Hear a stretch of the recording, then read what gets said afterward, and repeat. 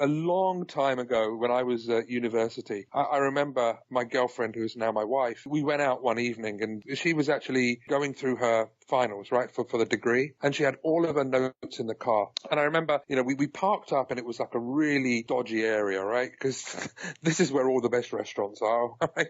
Where all of the bad areas. So we parked up in a pretty bad neighborhood and, I locked the car and we walked out and I said, God, blimey, I hope the car's still here when we get back. And she says, yeah, God, could you imagine if the car went? She goes, all of my data will be gone. And I remember the conversation, I said, your data's not the valuable thing. I said, it's the car. And she says, no. And we didn't have an argument, but we had a disagreement there, straight there, which was, she was claiming that the data in the car was the most valuable asset, and I was claiming that the car itself was the most valuable asset. And by the way, don't tell her this, right? But she was right. The data was what was valuable. I could get insurance and I could get a new car, and, it's pretty much a commodity, whereas the data is what's valuable. And I think that really kind of tells its own story, which is the perceived value of personal data. In other words, how we value the digital data about us is probably the lowest it's ever been. I mean, I've seen people give data away for chocolate.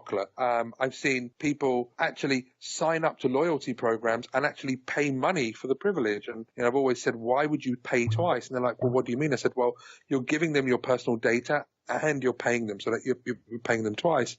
And so we're living in a world in which the perceived value of personal data is probably the lowest it's ever been, whereas the actual value of data, in other words, how companies value personal data, is probably the highest it's ever been.